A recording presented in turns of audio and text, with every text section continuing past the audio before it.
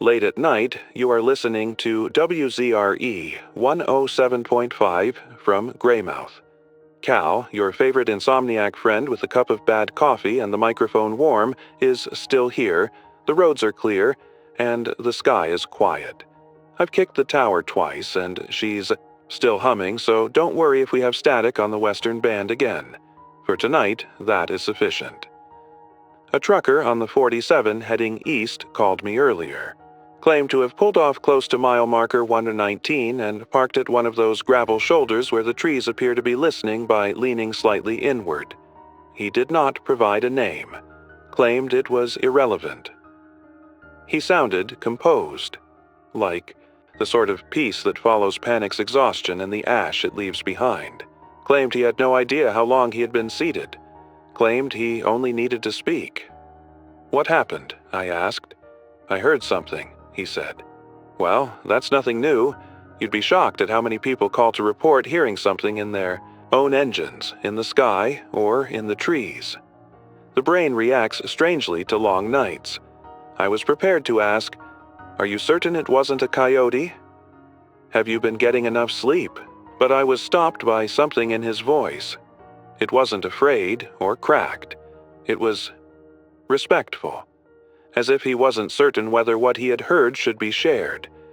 He told me that he didn't hear it. Not precisely. He claimed that his bones began to vibrate after the surrounding air seemed to thicken. Then, there were ideas, not his, not from him.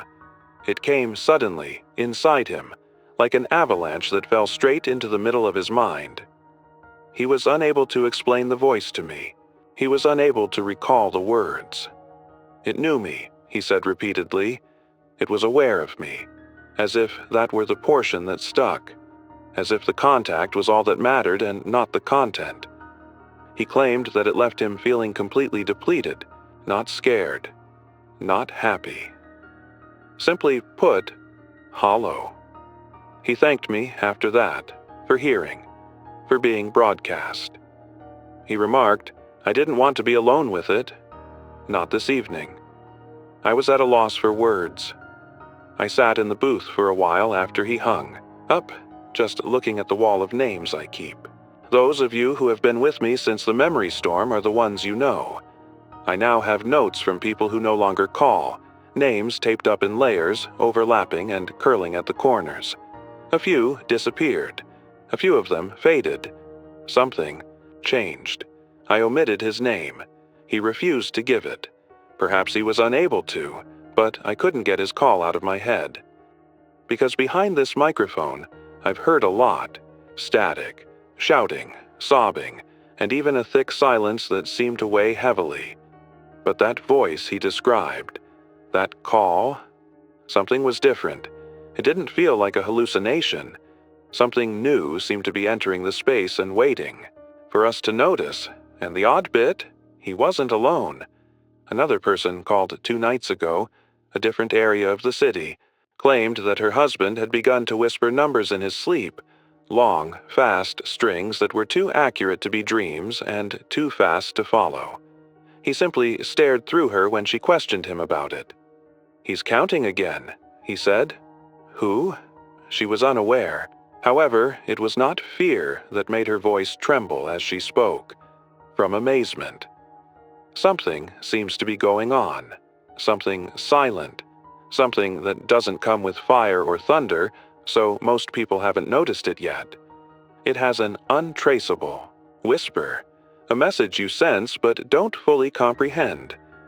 Furthermore, it's possible that that whisper isn't intended for everyone. Perhaps it's selecting individuals. I have no idea what's out there.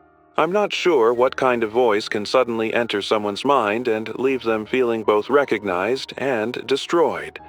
But give me a call if you've heard or sensed it. Or don't. In any case, I'll be here. Listening. Attempting to make sense of something that is too large for the booth and too broad for the radio. Something that might not give a damn if we're prepared to hear it. Because perhaps belief isn't the issue here. Or faith, or insanity. Perhaps volume is all that matters. And perhaps God has just stepped up. After that night, I started keeping notes. Not the usual kind. No timestamps, no weather reports, just a growing collection of observations, threads I couldn't ignore, scraps of sentences, odd behaviors, the way certain voices trembled not out of fear, but out of contact with something too big to carry. The calls didn't flood in, not right away. This wasn't a wave, not a deluge. It was slower than that. Stranger, a drip, a low, persistent seep through the cracks of what we normally call reality.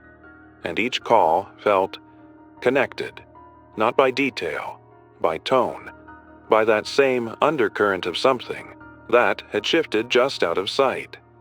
One man described it as a taste. Copper, stone, something ancient. Said he was watching his son sleep when he felt a pressure behind his eyes, like someone had placed a hand on the back of his neck and whispered, into his bloodstream. Not words, meanings. He couldn't quote what was said, but afterward, he wrote a 10-page letter to his brother apologizing for something he wouldn't tell me. A woman called from a barn outside town. Said her cows had stopped making noise. Not dead, not sick, just silent. Eyes locked on her, all of them, as if they were waiting. She said that night she heard a voice coming from inside the silence, as if the quiet itself had become a conduit. When she tried to speak back, her jaw locked up. She didn't say she was scared. She said she felt ashamed, like she'd been caught in the middle of something she wasn't meant to witness. I didn't believe them, not at first. Or maybe I did, and I just didn't want to admit it. I wanted it to be coincidence, or some strange new social contagion. We've had those before, right? Mass delusions, shared hallucinations. But these weren't hysterical people. They were ordinary, steady, tired, and they weren't asking for help. They were reporting, and in their voices I started hearing it too. The pattern. They all described something just beyond language. Not images, not exact sensations, just shapes of thought pressed into them like thumbprints into clay. And always the same feeling afterward. Emptiness. Not depression, not fear, just space. Like something massive had passed through them, and now they were hollowed out by the weight of its presence. I wrote that phrase down. Weight of presence. Circled it 3 times. Because that's the closest I've come to understanding what's happening. This isn't a message in the usual sense. It's not instruction. It's not prophecy. It's pressure. It's mass. It's something so fundamentally other that even brushing against it leaves us thinner than we were before. And maybe that's what's driving some of them mad. Not the content of the voice, just the fact that it's real, that something is speaking. And in doing so, it's rearranging what we think it means to be human, thought by thought, word by unspeakable word. I played a few of those old calls again last night, back to back, didn't announce them, just ran them raw so maybe someone else could hear what I was hearing, and I did get a call, right after. Young voice. Nervous. Said, why did they all pause the same way? I didn't understand at first. She said, all the people you played, there's a pause, right after they mention the voice. Same spot, like a beat. Like they're all remembering something. They don't want to describe. I went back and listened. She was right. They all pause, not long, just a breath. A held silence. And in that space, something lingers. Maybe they were hearing something at that exact moment. Maybe the memory replayed. Maybe it spoke to them again. I don't know, but I know this. Whatever it is, it's spreading. Not fast. Not loud, but wide. A latticework of awareness blooming in the minds of people who didn't ask for it, who didn't want it, and now they're stuck trying to live with the echo of something that was never meant to fit in a human skull. So, I keep recording. I keep filing. I keep saying the names, logging the details, drawing the lines between voices and moments and spaces where something arrived. I don't know what it wants, but I know it sees us, and I think it's been speaking for longer than we've been listening. I thought I could stay distant, neutral, like some kind of observer in a tower, watching the signals flicker and mutate below. That's the old instinct. Journalist training, I guess. Don't become part of the story. Just record it. Curate it. Make sense of it. But that distance is shrinking. I can feel it. And it started with a girl named Layla. She couldn't have been older than 15, maybe 16. Her voice cracked when she spoke, not from fear, but from trying not to cry. She called just past 2 in the morning, said she'd been listening to the show for a few nights, said I was the only one talking about it, without sounding crazy. She told me about her father. He was a quiet man, worked maintenance at the high school, brought home leftovers wrapped in foil, the kind of man who apologized when he sneezed too loud. 3 weeks ago, he started praying again. Not softly, not privately, loud, hours at a time. She said it started with mumbling at dinner, and now it's full-volume declarations through the vents at 2 a.m. I asked what he was saying. She said she didn't know, not because she couldn't hear him, but because the words didn't seem like they belonged to any language. It doesn't sound like it's meant for me, she said, like it's being translated just wrong enough to keep me out. She tried recording him, played a clip back for me on air holding her phone up to the receiver. It didn't come through clearly, just a rhythm, a pulse of syllables that felt wet and distant. But I could feel it in my teeth. That strange vibration again. That shape of meaning without content. The same shape everyone keeps trying to describe, and can't. I asked her if he ever stopped. She said no. Said he doesn't even seem tired, that his eyes don't blink the same way anymore. Like something is living behind them, watching her through a screen. And then she asked, "What if it's not God?" I didn't have an answer. After the call ended, I sat back in the booth and realized my palms were sweating. Not from fear, from recognition. Because I've heard that rhythm before, not out loud, not in dreams, in my own head. The other night I was shelving old tapes. Nothing dramatic, nothing spooky, just a Tuesday. And then, mid-motion, my mind went blank. Not empty, just occupied. Something slid across my thoughts like a brushstroke across wet paint. Too quick to hold, too subtle to notice until it had passed. But it left something behind. A sentence. Clear as glass. I didn't write it down at the time. I didn't need to. It etched itself in. The message is not the voice. The voice is not the speaker. I don't know where it came from. I don't know what it means, but I've been hearing it since. Not constantly. Just when I'm tired. When I blink too long. When the booth goes quiet and I forget the sound of my own breath. Layla's father, whatever he's doing, whatever he's hearing, it's not isolated. And it's not madness in the way we've defined it before. It's something being downloaded into people. Some minds reject it. Some bend to hold it. Others fracture. And the fractures don't look like what we're used to. No rants, no foam at the mouth. It's subtler, more elegant. People begin to speak differently. They hold pauses where there shouldn't be any. They hum in time with sounds no one else hears. They stop sleeping, not because they can't, but because rest seems irrelevant. They become listening posts, and maybe that's the point. Maybe these aren't accidents. Maybe this isn't spiritual illness. Maybe it's design. Maybe whatever this voice is, it's testing the walls, looking for the weak spots, looking for hosts that don't crack right away. And I keep wondering, why not me? Why have I only heard a whisper? Why just one line? Unless that's all it needs. Or to start. Unless the fracture always starts small. After Layla's call, After that line in my head that won't leave, I started listening harder. Not just to the callers, to everything. The spaces between breaths, the stillness between words. The silence, if you can even call it that, has changed. It's not silence anymore, it's waiting. And then came the choir.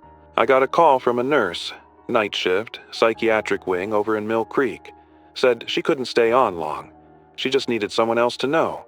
She said 3 patients, all unrelated, no shared history, woke up at the same time last night and began speaking in unison.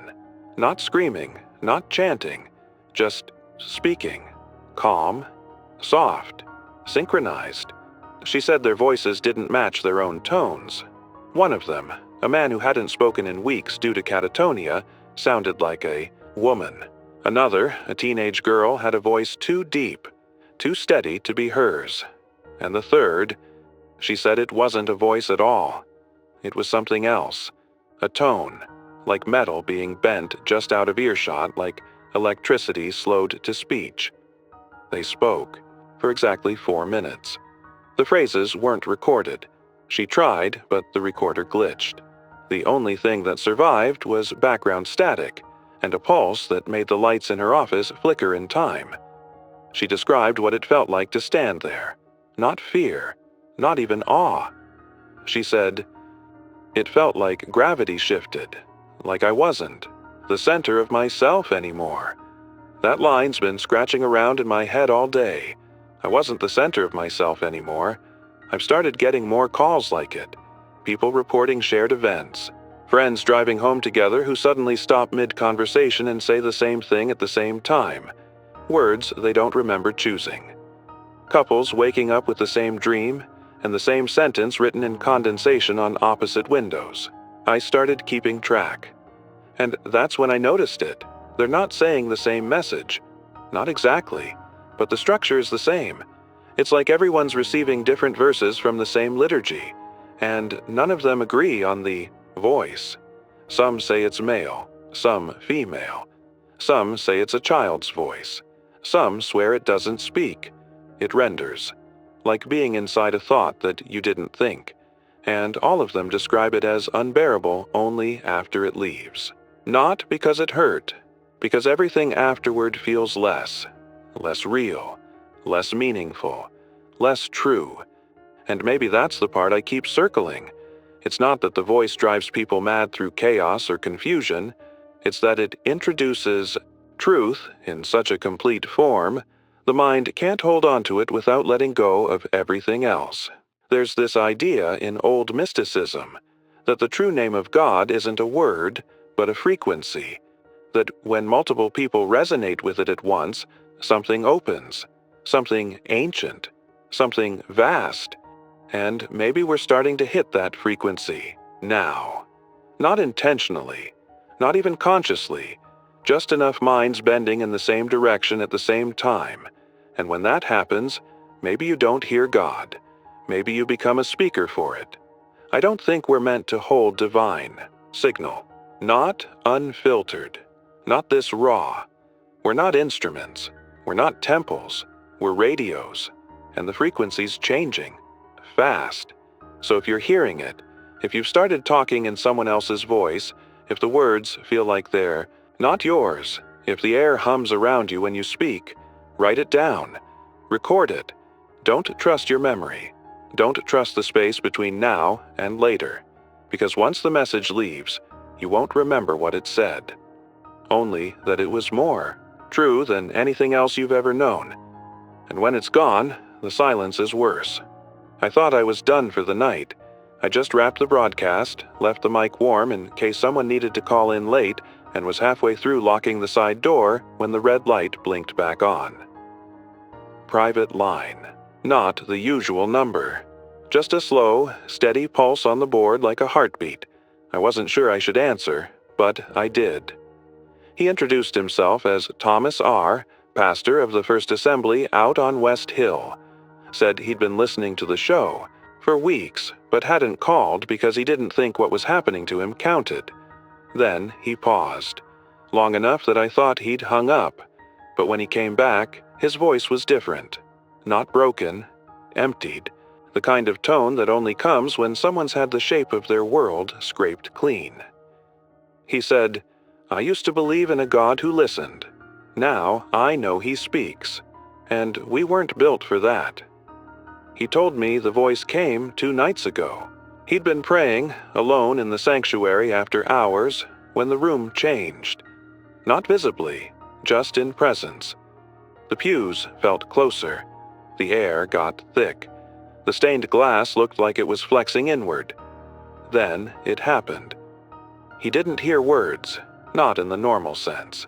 He said it felt like someone took every sermon he'd ever preached, every verse he'd ever studied, every quiet moment of doubt he'd buried beneath ritual, and folded them all into one sentence.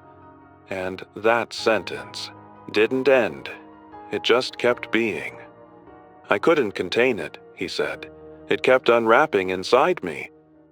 I asked him what he did. I started burning scripture, he said. Not in anger, in grief. It's not that the words were wrong. It's that they were too small. I thought I understood the shape of holiness. I thought I knew the scale. But what I heard, what used me, was bigger than righteousness, bigger than wrath. It was indifference the size of a star. That line hit me hard. Indifference the size of a star. He said he tried to pray again afterward, but the words turned to static in his throat. His hands wouldn't fold. His mouth couldn't form the sounds. The voice didn't ask for worship. It didn't offer judgment. It revealed. And in that revelation, everything else broke. He said he hasn't preached since. He still goes to the church, sits in the front pew every morning and waits to see if it'll speak again. But it doesn't. It already said what it needed to say. He told me he didn't want to be a prophet. Didn't want to be anything at all, anymore. But the weight of what he'd been shown, it won't leave him. I asked if he regretted hearing it. There was silence. Then he said, "No, but I wish I didn't have to live after." He hung up before I could say anything else. I sat in the booth a long time after that. Not broadcasting, just thinking. There's something profound about the kind of madness that comes from seeing too much truth. Not lies, not fantasy, but truth. Truth too big to fit inside a body, too vast to be softened by metaphor. And I think that's what's happening to these people. They're being turned into conduits, into vessels. Not for a message, but for a scale of awareness that undoes everything human. We always imagined divine communication as comfort, a father's voice, a guiding hand.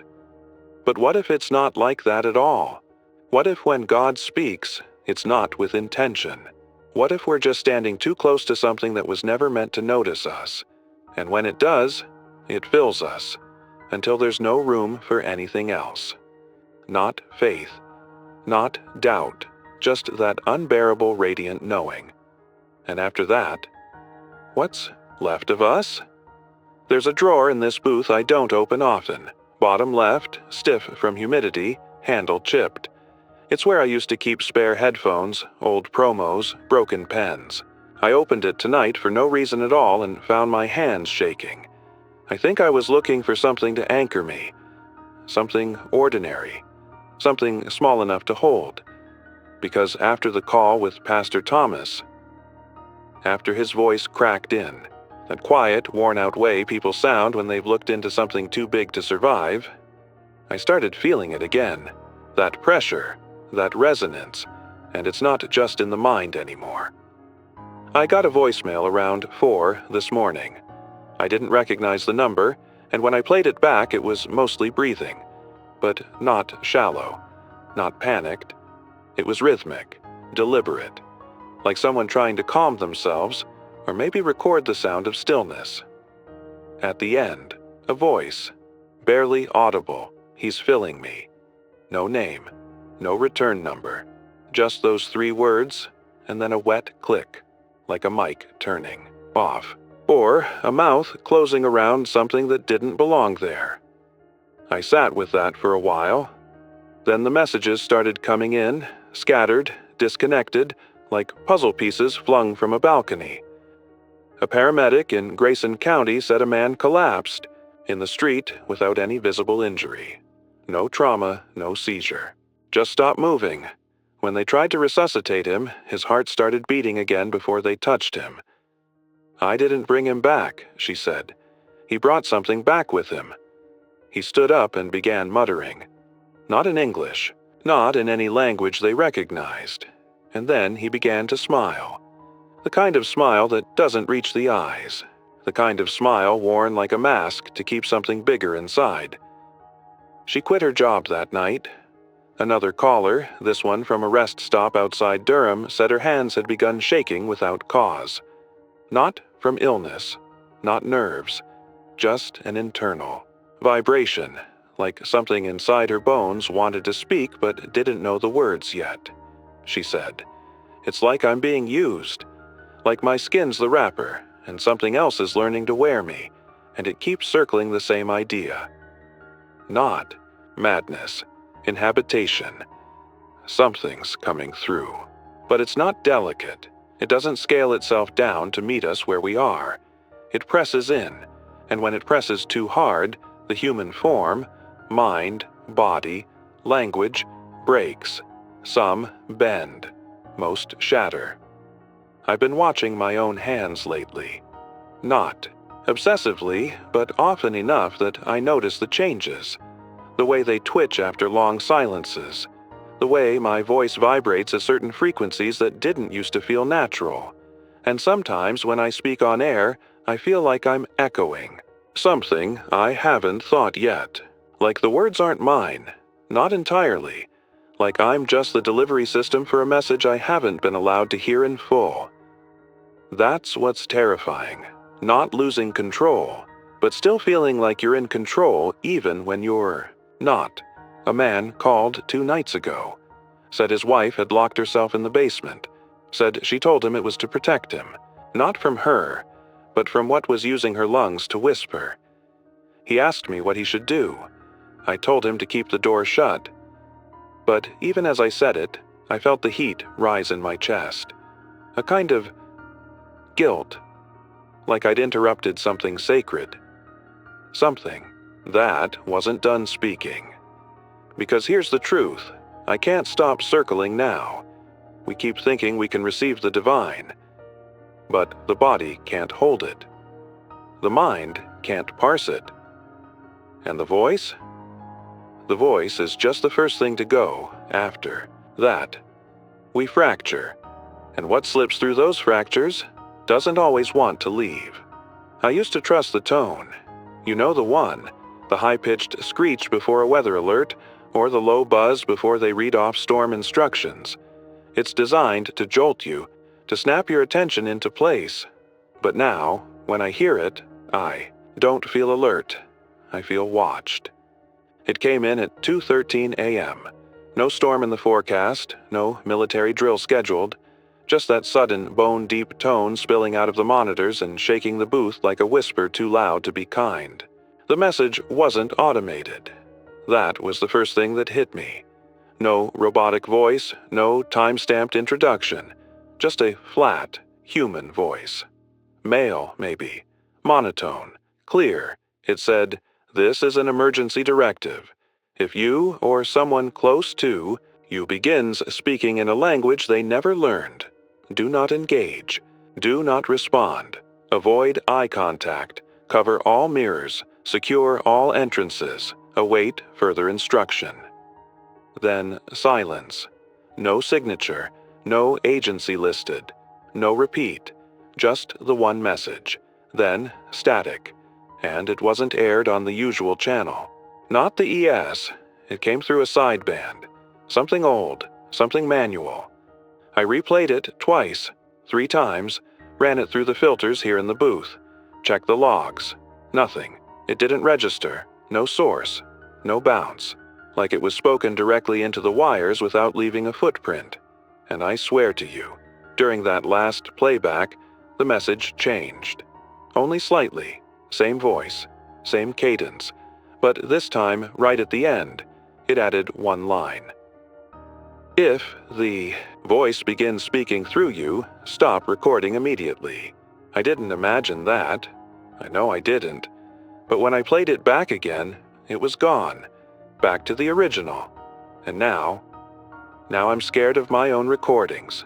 Because if it can manipulate playback, if it can overwrite memory, if it can alter messages in transit, what's it doing with us? Are we receivers? Are we transmitters? Or are we just open channels, waiting to be repurposed? I haven't turned off the mic since then. Not because I think I'll hear it again, but because I want a record. If I start to slip, if the voice starts using me, I want someone to hear it. I want proof that I was still me, at least for a while. I thought about the mirrors, the line in the broadcast. Cover all mirrors. I've never heard that in an official message before, but I've noticed it too. The way reflections don't feel synced anymore. The way my face sometimes lags behind when I turn my head. The way my eyes feel like they're holding something else when I catch them at the wrong angle. I covered the station mirror with a tarp last week. I told myself it was for soundproofing. I lied. I think the voice travels through attention, through recognition, through that moment when you look at something too closely and it looks back. So I'm trying not to look too closely anymore, not at screens, not at my hands, not even at my own thoughts, because the line between signal and self is blurring. And if that emergency message was real, if someone out there knows what's happening, then we're not the only ones listening anymore. Something's moved from whispering to instructing, and that means it's getting organized. It's building something, and we're the scaffolding. There's something living in the static. I didn't believe it at first. I mean, how could you? Static's just what's left when a signal dies. The absence of meaning. The noise between stations. It's not supposed to be listened to, but then I started noticing patterns. It began a few nights after the emergency directive. I left the mic open longer than usual, half out of habit, half out of some slow-growing instinct I haven't had the courage to name. I was reviewing call logs, thumbing through old tapes, and I heard it. Not loud, not even clear, just a shape, buried in the hiss. It wasn't a word, it wasn't a tone. It was more like breath, something soft and steady, almost too low to hear. A rhythm, like someone breathing through static, or through water, or through something thicker than air. I isolated the clip. I looped it. I ran it through the equalizer. And the more I listened, the more I felt it. Not just as sound, but as presence. Like it wasn't playing to me, but with me. Like it was adjusting to my listening, changing shape every time I tried to catch it. It made the room feel smaller, like the walls were bending in, like the booth was filling with something. That's when I stopped recording and just sat there, staring at the monitor, listening to that hiss and that slow, patient breath behind it. I don't know how long I sat. Time gets slippery when you're not sure if you're alone. Eventually, I shut everything off. But that wasn't the end, because now I hear it even when the systems are quiet. When I'm brushing my teeth, when I'm driving with the radio off, when I'm walking the perimeter of the tower late at night just to feel like I still have legs and not just signal. It's there. It's always there, and I think it knows when I'm listening. I got a message the next morning. Anonymous, no voice, just an audio file emailed to the station's old backup address. The file was labeled return.wave. It was more static, but different, like layers. I played it once, just once. 15 seconds in, I felt dizzy. Not from volume, from weight, from the feeling that something was standing behind me, just far, enough not to touch, just close enough to be felt. I stopped the tape, I deleted it, burned the drive, tossed the player. It didn't help, because that rhythm's still here. Every time I go to speak on air now, there's a flicker in my headset, like someone else breathing alongside me, waiting for their turn. And sometimes if I speak too slowly, if I let a pause hang a little too long, I swear I hear it finish my sentence, just under the sound, just beneath the floorboards of the broadcast. And maybe that's what this all is now. Not possession. Not prophecy. Interference. Something ancient. Something huge. Not evil. Not kind. Just tuned to us. Finding the right pitch, the right frequency, waiting for us to stay quiet long enough for it to move through, and the more we listen, the stronger it gets. The static was never empty. It was never broken signal. It was prelude. I started keeping names again. It's an old habit, started back when the forgetting began, when silence meant more than just loneliness. Back then, saying a name was like casting a tether, keeping someone anchored to the world just a little longer. I didn't think I'd need to do that again. Not like this, but the voice, the static, whatever's speaking through the gaps in the world now. It's not just eroding our sense of time or space. It's doing something quieter, something crueler. It's stealing names. Not the big ones, not yet. Not the ones etched into buildings or birth certificates. It's taking the personal ones, the intimate ones, the ones whispered between two people, when no one else is listening. I got a call yesterday from a man named Elias, or at least that's what he said when he first called. He sounded tired, ground down, like every word cost him something. Said his partner had stopped using his name, not out of anger or neglect, but because she couldn't remember it. She knows me, he said. She looks at me like she remembers me, but she calls me hey, or you, or just waits for me to answer without saying anything at all. He started to cry, quietly, almost shamefully. It's not just her, he added. I've caught myself forgetting it too.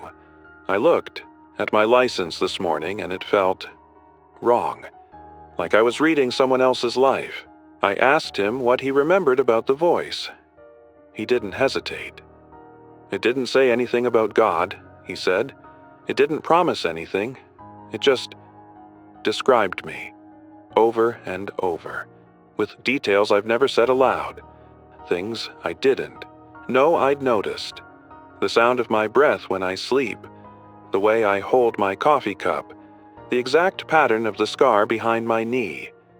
He said it felt like being written, like someone was making a list, but instead of ink, they were using his thoughts. And when the voice stopped, so did something vital. It didn't take my memories, he said. It took the part of me that claimed them. It took my I. He hung up before I could say much else. That's when I looked at my own notes. Dozens of names, but half of them didn't feel familiar anymore. I know I wrote them down. The handwriting's mine. The paper smells like the booth. But when I read them aloud, nothing happens. No faces come to mind. No warmth. Just cold syllables on dry paper. And that's when I realized. It's not just about names being forgotten. It's about ownership being rewritten.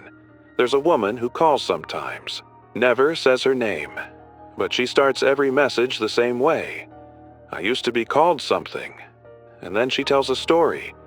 Not always the same one, but they all feel like pieces of something larger. A dream, maybe. A life in reverse.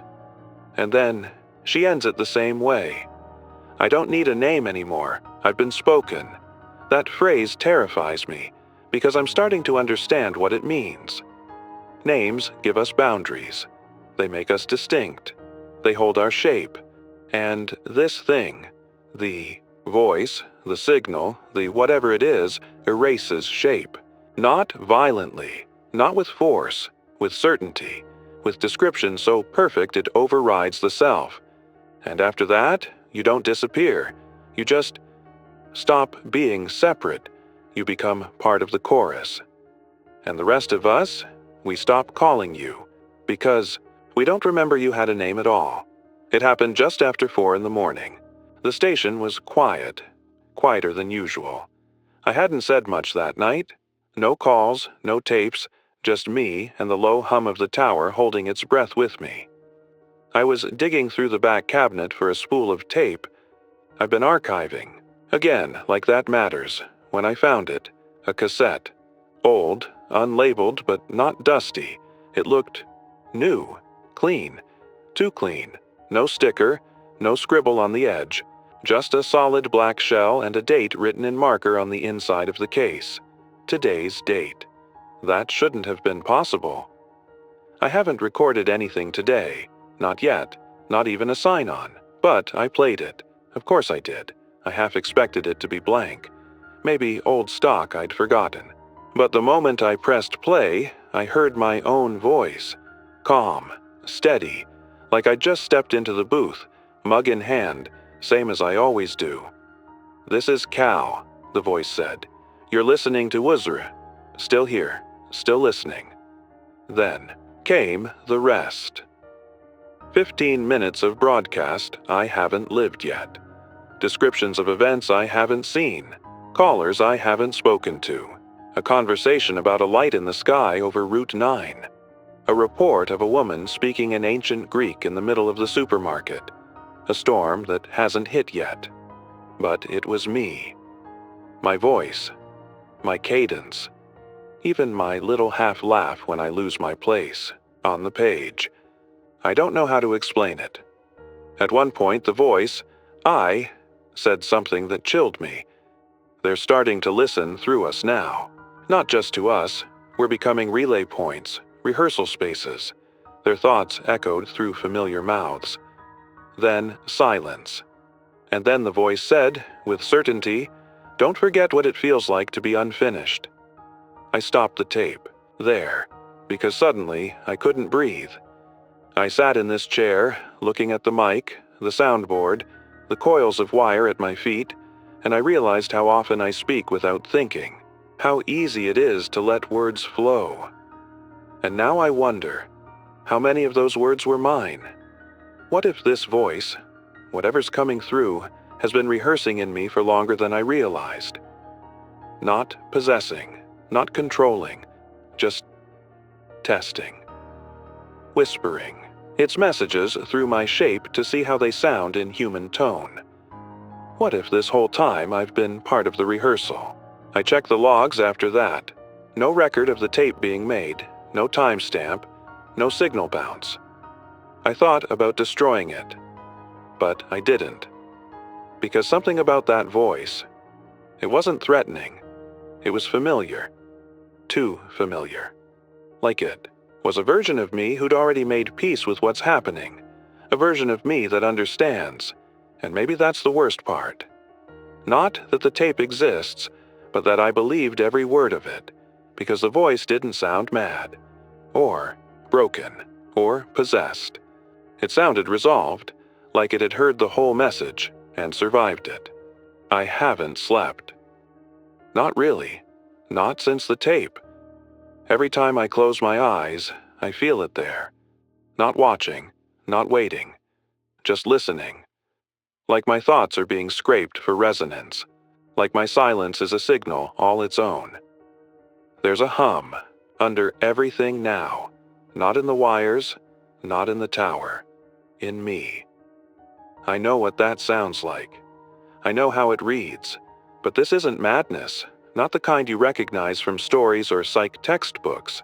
This is a precision I wasn't built to handle.